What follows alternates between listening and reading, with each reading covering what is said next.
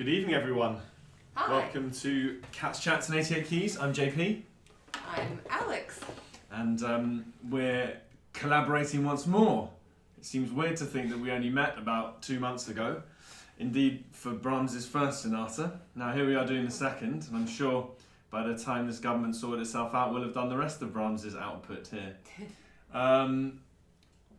It's quite a big deal today, obviously. I know lots of places in the country have already been in quite severe lockdown conditions, but London tonight's moving to Tier 2, which of course has quite a big impact in terms of who we can see and which of our loved ones we can hang out with.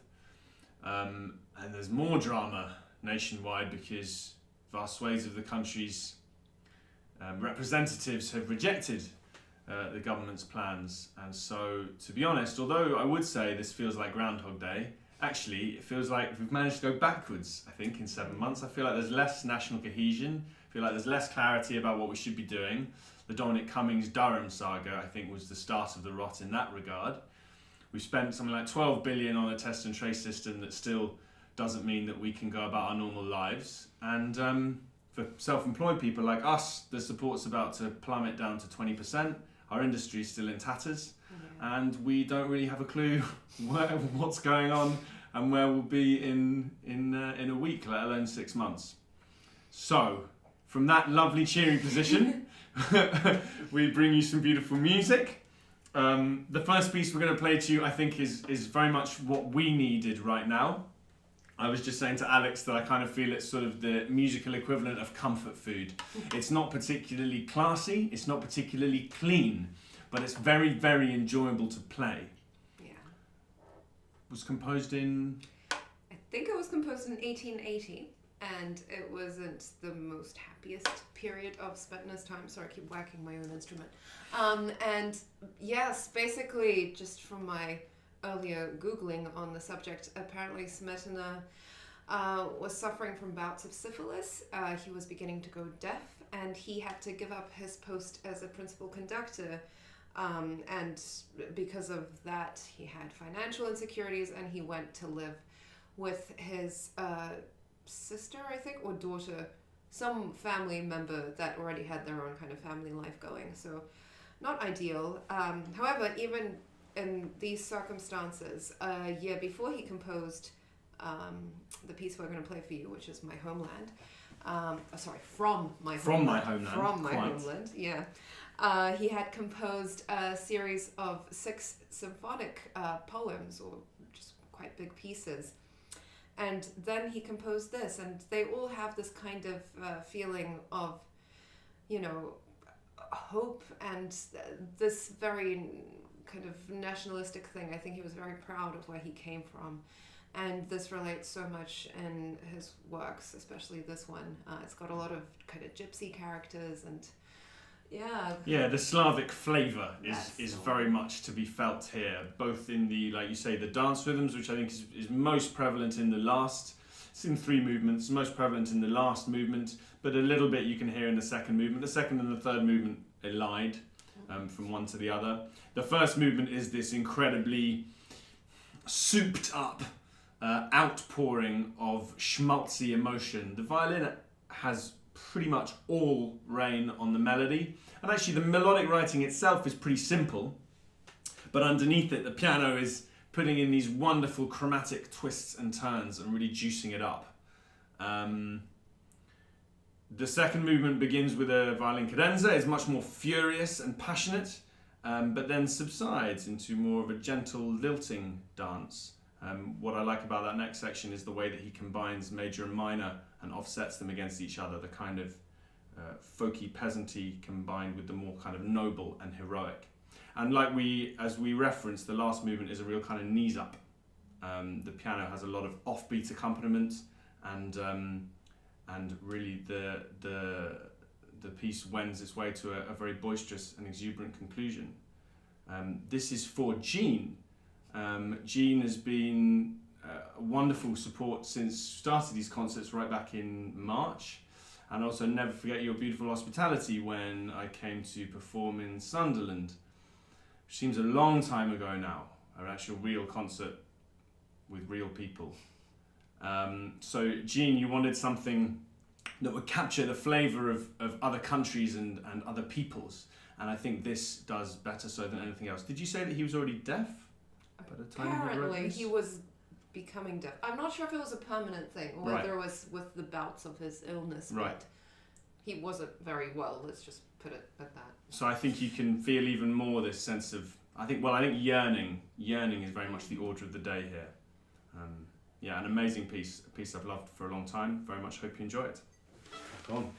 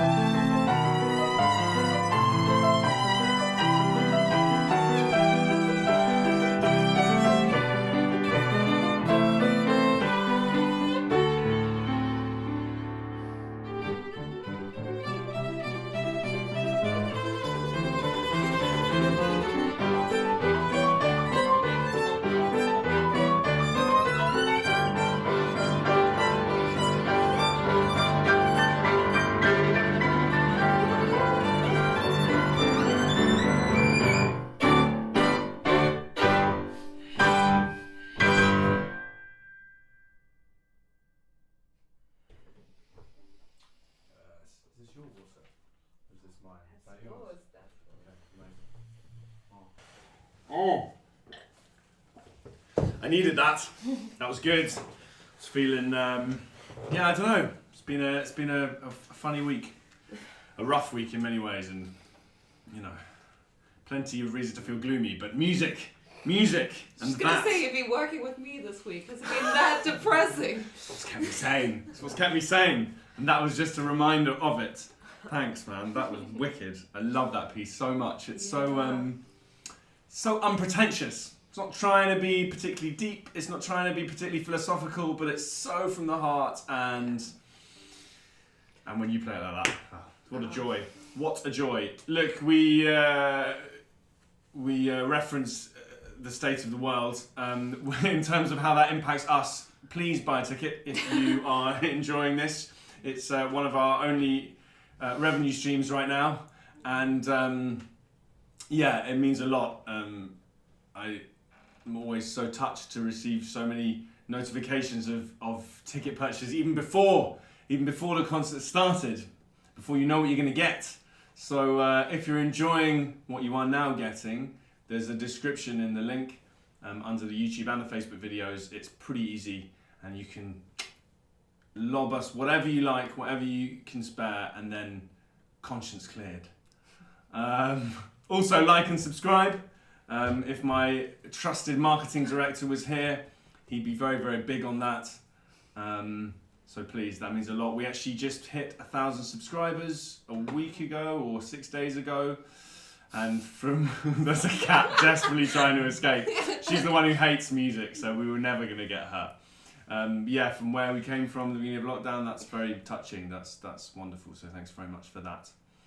We're now going to play something a little bit more, let's say, nuanced, maybe, than the Smetana.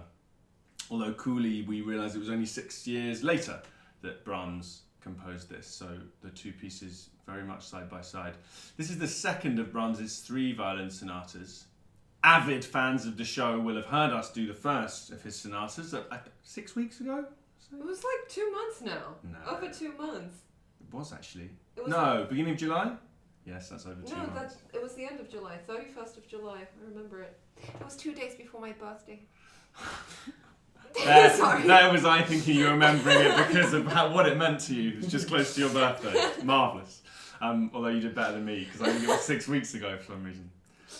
So we did the first violin sonata then. That's maybe a little bit more easily digestible. I don't know. This is a little bit later. So Brahms by this time was much more circumspect, I think, much more reflective, and that certainly comes across in his writing. He was an interesting and complicated man, and he wears his heart on the sleeve of the inside of his soul, if that makes any sense at all. So he very seldom, like the Smetana, you feel like you're being presented incredibly demonstratively with his character and with his emotional palette.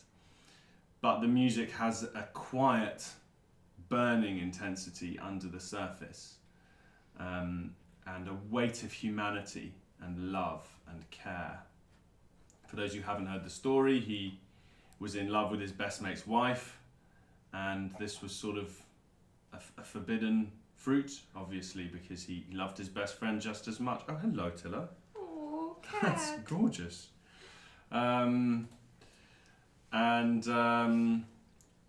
So yes, this was the closest he ever had to enjoying kind of what it meant to be in love and have a relationship, and he never really got closer than that. And despite the fact that his life was very fulfilled in terms of friends and her friendship and Robert Schumann's friendship, there was always something missing, and this last period of his life, the music looks to that.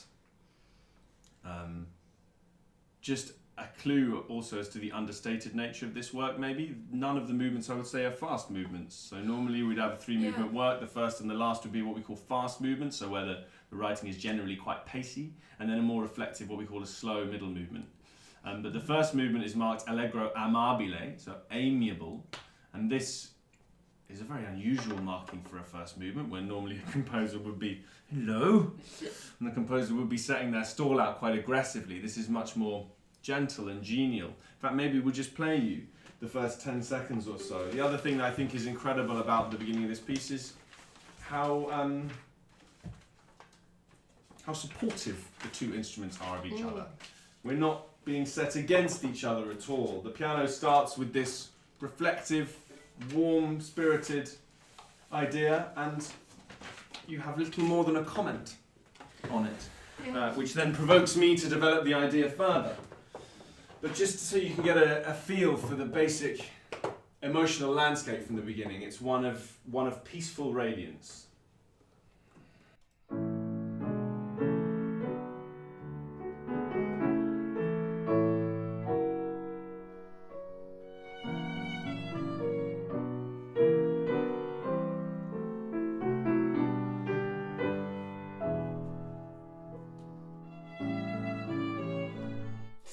Something like that.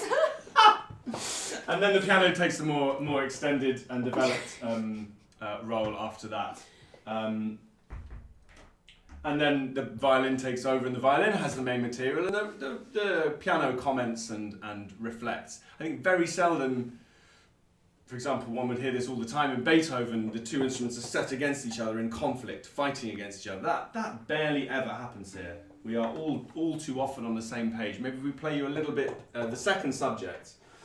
The piano again has the main material of the second subject, and the violin just chimes in with these delightful little observations, little comments on the main theme.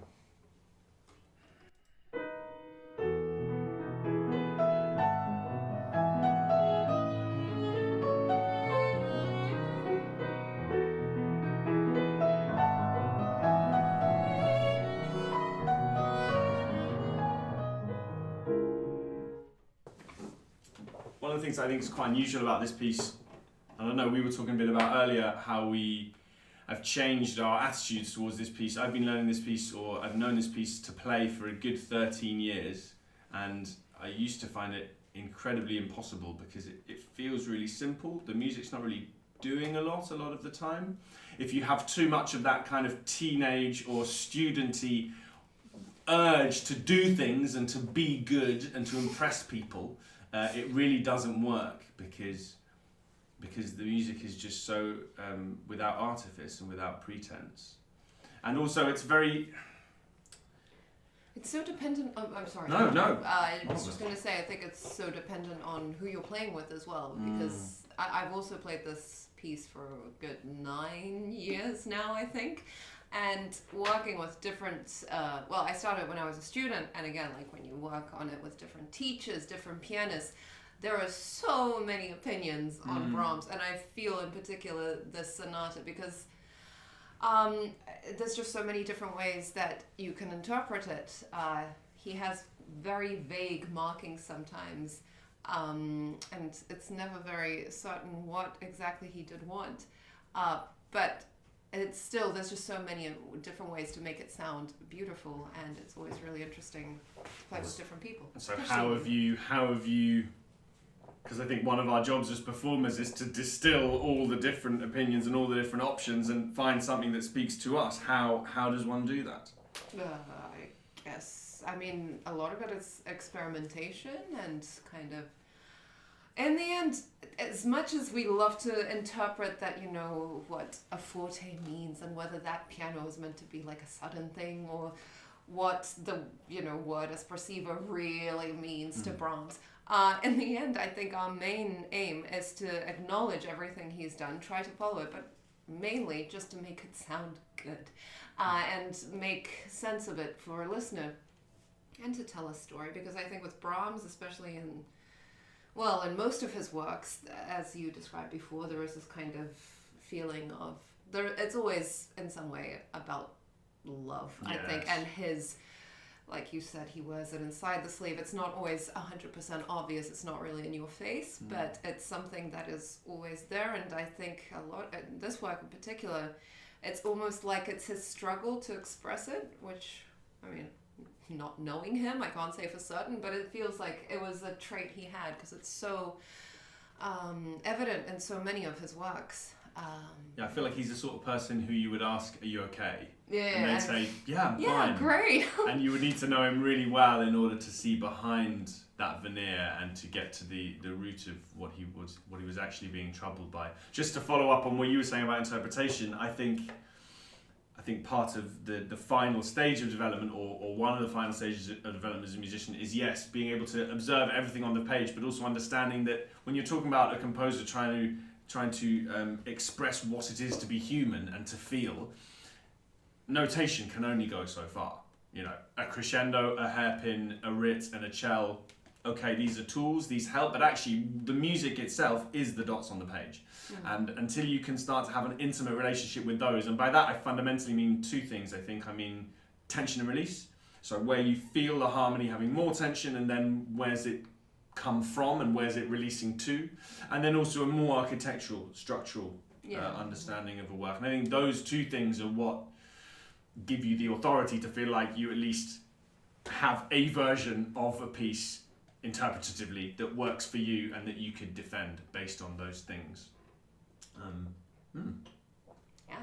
The other thing you mentioned is playing with different people. I definitely suffered as a student from my own technical inadequacies, which were significant. But when you work as chamber music as a student, you're sort of doubly screwed because you're also working with someone else who also has their own technical inadequacies. And in Brahms, the music needs to feel so relaxed and so free. And that's completely the opposite of how you always sound when you're tense or when you're stressed. And when you're working with someone, rather than help relax each other, you actually just manage to rev each other up and stress each other out even more. So actually, genuinely, this has been the first time I haven't played this piece for many years, but this is the first time I've played this piece where I've started to feel kind of comfort in my soul about it. So that's been a real treat this week. Thank you. I wanted to touch quickly on the way he develops his themes, because very seldom in Brahms do you have a new tune. Normally it's based on what we've heard before. So I would like to draw your attention to the tiny bit of the theme that Alex responds to me with. So I play this lovely introduction.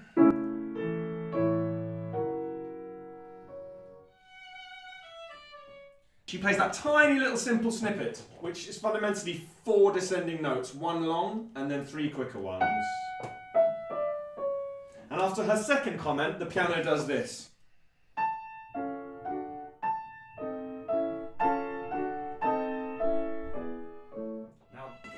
Sorry.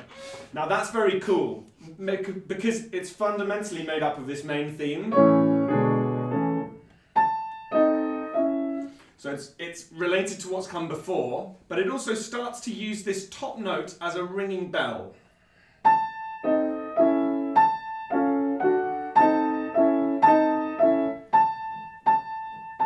And so what happens much later in the piece, in the first movement, after we've had the second subject, is we build to this climax, and Alex then offers us this theme. This is at bar 82.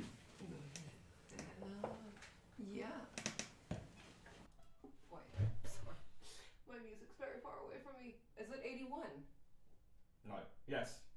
Da, da, da. Yeah. Amazing.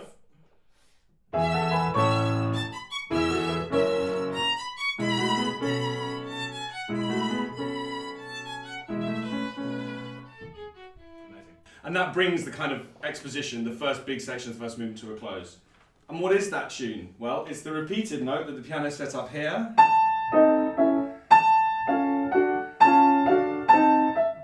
Repeated note, which she now has on E's, and it's this, which is 3 rising notes, which is just a mirror image of the little fragment she had at the beginning, and then actually 2 bars later she's going to play it as a falling.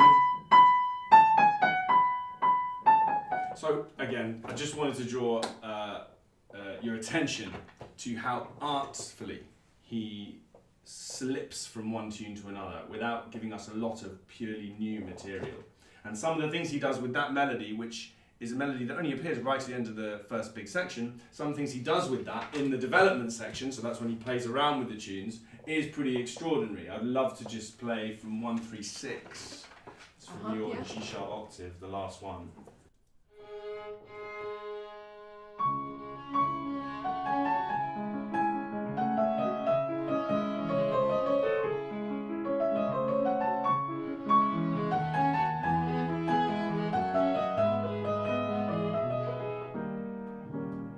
So now we're in the minor, as I'm sure you'll hear, and that melody that Alex had that sounded so positive and jovial before now sounds very melancholic,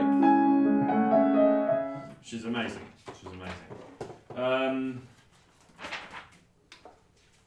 Second movement is unusual. Brahms was a big man for symphonies. Lots of his piano sonatas and one of his violin sonatas is in 4 movements, as was common when you composed a symphony, kind of a slightly bigger structure. So you'd have 2 quite substantial alto movements, a slow movement, then a scherzo, it's like a little joke or playful movement, something to lighten the mood, and then something more intense at the end. Brahms seems to be appearing to want to have his cake and eat it here, in the sense that we're in a 3-movement work, which I think preserves this kind of intimate chamber, sort of slightly song-like lyrical feel. But in the second movement, it's like buy one, get one free. So he's got both a slow movement and a scherzo going on. He's got this very tranquil, relaxed opening section, and then this more rustic, folky, gypsy second section. You were talking earlier or the other day about what kind of setting you saw in the outer section. We were going for this kind of pastoral. Yeah, I really do feel it's like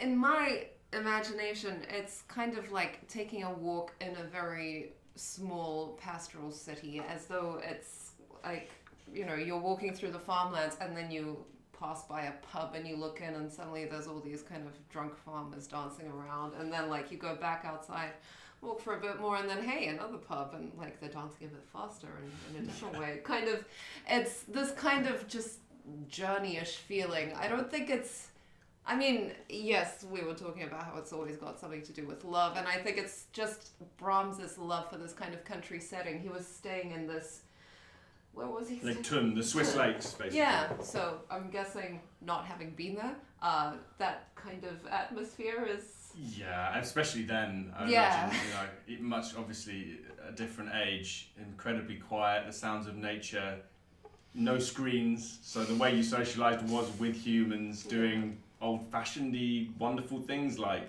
setting up a band and dancing. Yeah. And you're right, I think this outer section does feel like someone just in a rather carefree, wonderful way, just walking through the meadows or walking through the forest, seeing things as they come one by one.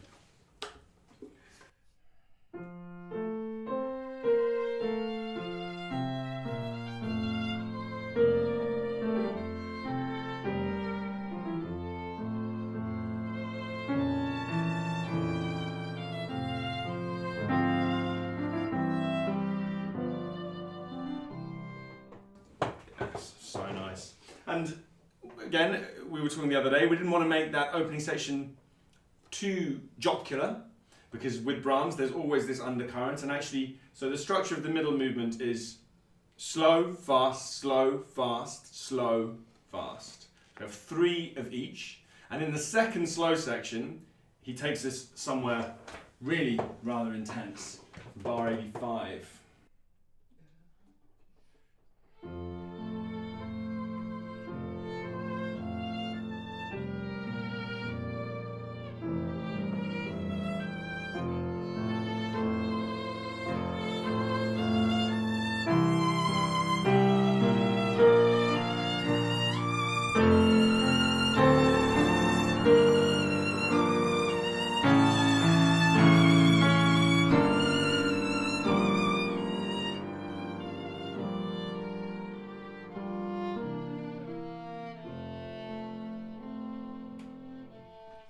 From nowhere, we're so chill, we're so mellow and relaxed, and then suddenly, I would say those 40 seconds is probably the emotional peak of the piece, arguably. I don't think it gets more intense than that, and it's like suddenly he can't control himself anymore and he just has to let it all come gushing out. And then almost as soon as he's done that, he's reeled himself in again and the band strikes up and we go into another dance. This second movement is a fascinating juxtaposition of these 2 different types of music. And then we get on to the last movement. Again, the last movement should be a virtuosic, explosive affair. But here he marks it allegretto, so not even fast, and grazioso, graceful, and he says almost at a walking pace. So again, it's got that very kind of perambulatory feel. And what's also incredible, I think, about the writing here, I mean, this opening is, I think, would have to be on our desert island melodies, I think, of all tunes. It's written so low in your register, so you get this incredibly fruity, rich, sonorous sound right from the start.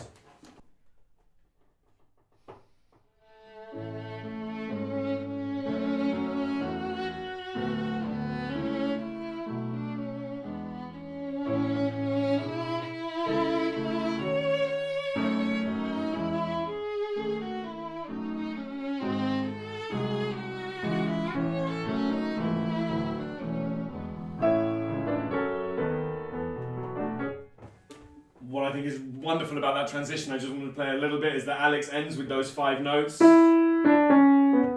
as if to bring her melody to a close, but as she finishes, the piano jumps in and takes us somewhere else, and we're on a wonderful adventure before coming back to that melody.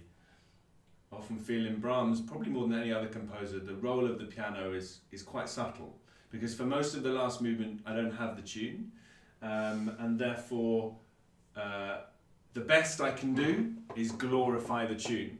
The worst I can do is get in the way and create problems. Either problems for Alex in terms of sort of just her comfort and her ease and enabling her to express the way she wants, or problems for you guys in terms of being too loud or bringing out things that shouldn't be brought out. So the piano is like this incredible sort of invisible comfort blanket. You shouldn't really know it's there, but it should enhance everything that it's moving around. As you can hear, the last movements are largely very warm, tender, loving, positive affair. There are a couple of clouds that just obscure the horizon a couple of times. Almost always dominated by what we call a diminished chord. So a diminished chord on the piano is made up only of intervals that are a minor third apart. And I think it might be as far as to say that even until Wagner, this was as kind of, or one of the more powerful, potent, expressive tools in a composer's toolbox. The diminished chord has always had a specific kind of importance. It's made up of 2 tritones as well. This is a tritone, it's exactly half of an octave. And then you put another one on top, you get the diminished chord. The tritone used to be called the devil's interval. And Liszt famously wrote his Mephisto waltzes, his devil's waltzes, focused around that interval. And so they always mean that trouble is brewing. And we finish a beautiful melody if we pick it up, maybe something like 24. And then just watch how quickly the mood flips as suddenly these rippling, spooky, ghostly, diminished 7th chords come into the fray.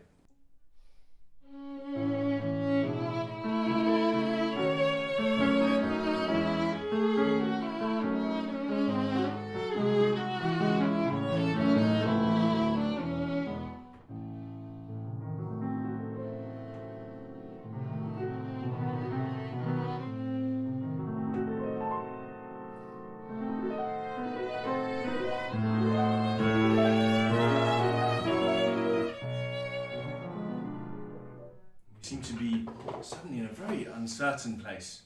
So uncertain that the music doesn't really explode out of it. It just kind of slaloms and slides and hunts and searches. And this leads us into a really extraordinary exploratory section full of chromaticism and twists and turns as we finally find our way home again. Maybe just a word about the last section. This moody, brooding music comes back once more, and after that we hear the final statement of this gorgeous tune, and it forces the piano to take us somewhere different. So if we pick it up from 137, Alex has the start of the tune, but only for 4 bars, and then suddenly the piano interrupts and things start building. And then Brahms, in truly Brahmsian fashion, refuses to get too bombastic, refuses to be too chest-beaty and triumphant. Rather, he gives us little snatches of music we've heard before, and then eventually the music opens out into the glorious conclusion. Let's not play this. Okay. It's fine. people have that seed in their mind. You have to listen to all of it and get to the end. Yes, exactly. It would be terribly bad form, I think. It'd be like reading a book with the last page first. I feel like definitely can't do that. So yes, this is the glorious Brahms A Major Violin Sonata. Brahms yearning for the tranquility and beauty of the Swiss countryside. I feel like most of us are yearning for something right now. Catharsis, here we come.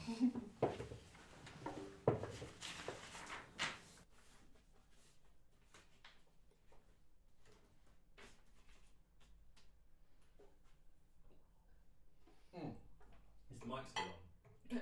Should say Bobby K. Bobby K is here. I didn't do any kind of name checking. I feel terrible for that. I'm always here. With your dulcet tones and nimble fingers, you are always there, working your magic behind the scenes. Yeah, couldn't do it without you. Thank you for everything that you are. And Gabby is here. And the cats. Well, yeah, Gabby's here, furiously pointing at the cats. I wanted to say thank you to Gabby for being here with a massive glass of wine.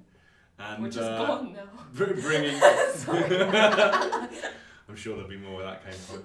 And Tinto's here, and Tesla's here. I'm sure you've been enjoying some wonderful cat delights. I'm sure they'll give you some more thrills and spills through this. It's a very cat-like piece. Yeah. Full of love and comfort and warmth and quite snoozy. It's not snoozy. Do you not think? I think I could imagine falling asleep under a tree hearing this music. On a Give wonderful your audience summer's day. ideas. I think there's many worse things in the world than to send people to sleep with beautiful playing. Depends why you send them to sleep, Yeah, right? okay.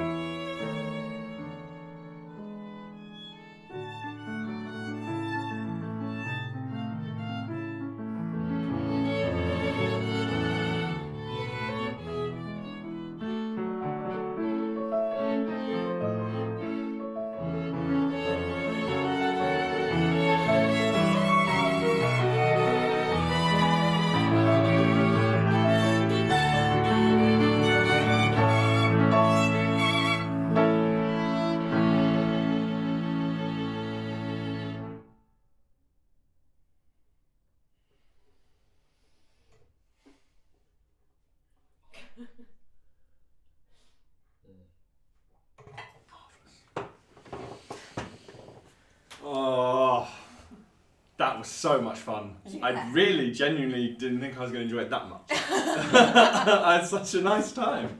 And that piece has so often been a source of so much terror for me. Aww. I can't tell you how much it means that this week you've helped me through that period. That's really special. I love that. I also love how in music we don't know each other particularly well, but when we play together, I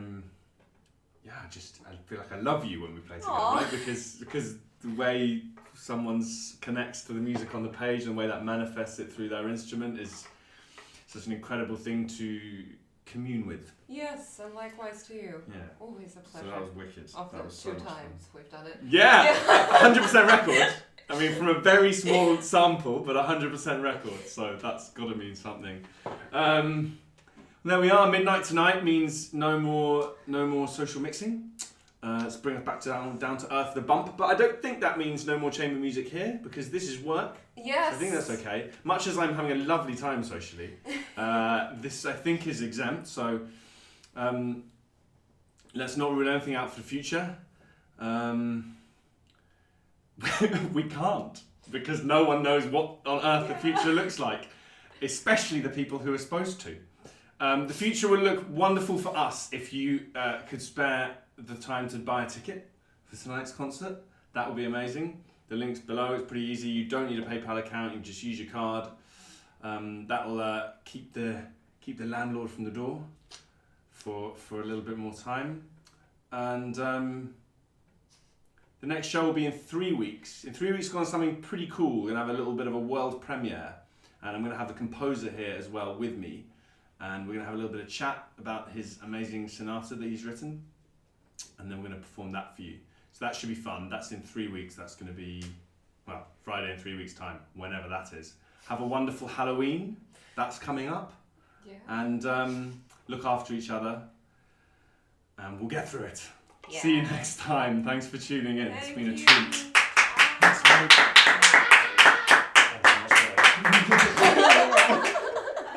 Thanks so much.